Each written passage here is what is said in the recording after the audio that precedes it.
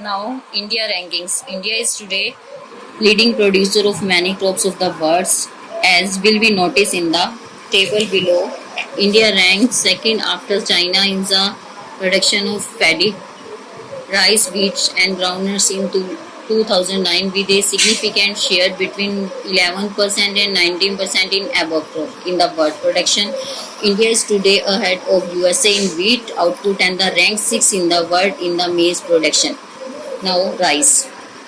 Rice is the staple food crops of India. It is a tropical plant and thrives well in hot and humid climates. It is essentially a kharif crop in India.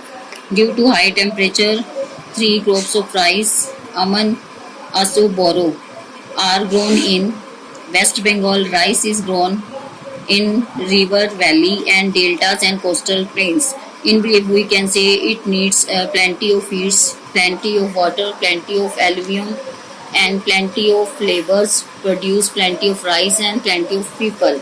Rice is sown by dribbling, drilling, and transplantation method as explained in the box ahead. Now, production and yield.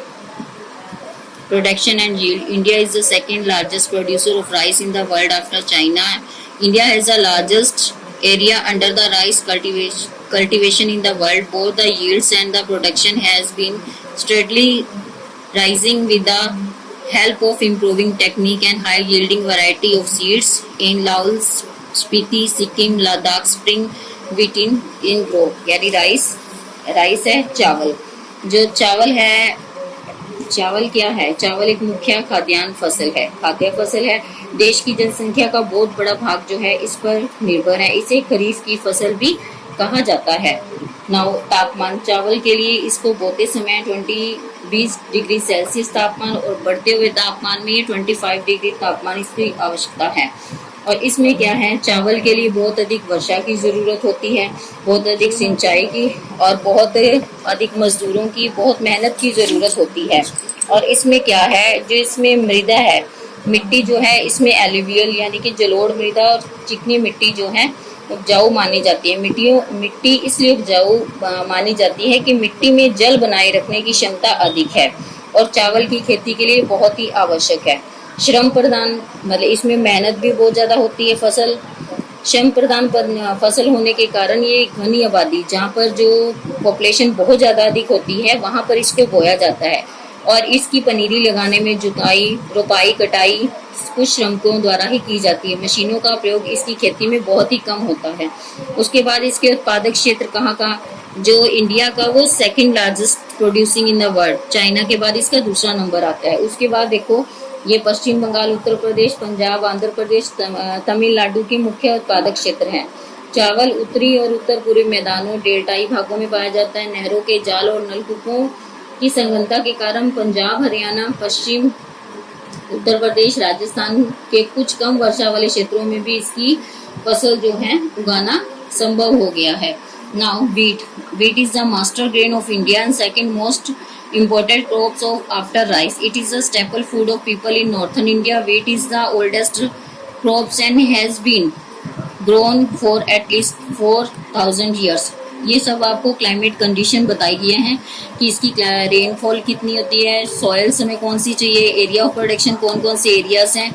Wheat grow in the best in winter due to winter rainfall, regular irrigation, loamy soil and mechanizations and use of chemical fertilizer give higher yielding. इसमें क्या बताया गया है, गेहूं भारत की जो दूसरी सबसे महत्वपूर्ण फसल है. गेहूं रबी की फसल है. भारत में क्षेत्रफल और उत्पादन के बाद इसका स्थान आता है. देश के कुल बोए गए क्षेत्र के 10% भाग पर इसकी खेती की जाती है. गेहूं उत्पादन में जो भारत का जो है इसका 5वां स्थान है. इसमें तापमान, गेहूं को उगाने के लिए जैसे ये दिया हो ना कौन सी फसल है, टेम्परेचर कितना है, ये देखो. गेहूं को जो अक्टूबर और नवंबर में जो है बोया जाता है, उसके बाद फरवरी से अप्रैल तक इसको काट लिया जाता है. इसे वर्धन काल में 15 डिग्री से 20 डिग्री तक इसके टेम्परेचर की आवश्यकता होती है. और इसके बाद गेहूं की उपज के लिए 50 से 75% जो है वर्षा की आवश्यकता है. जहाँ वर्षा कम होती है वहाँ पे सिंचाई की आवश्यकता होती है. मिट्टी अनेक प्रकार की इसको मिट्टी की आवश्यकता, इसकी मिट्टी जो है हल्की और भारी दोमट मिट्टी होनी चाहिए जो कि फसल के लिए उपजाऊ है, और इसकी कृषि के लिए अधिक श्रम की आवश्यकता नहीं है क्योंकि इसका जो कार्य है अधिकतर कार्य मशीनों से होता है।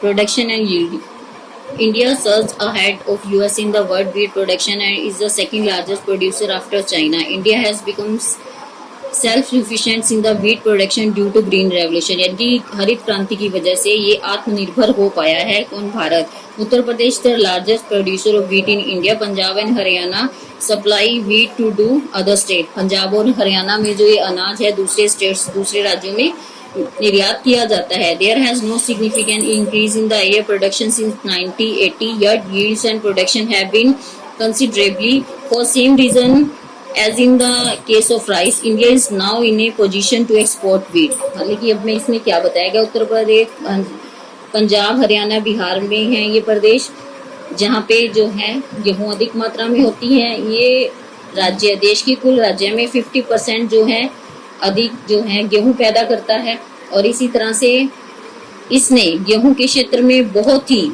वृद्धि की है, यानी कि अब हमारा देश है जो दूसरे देशों को भी गेहूं निर्यात करने लगा है, यानी कि हमारे देश से गेहूं जो दूसरे देशों में भी जाने लगी है।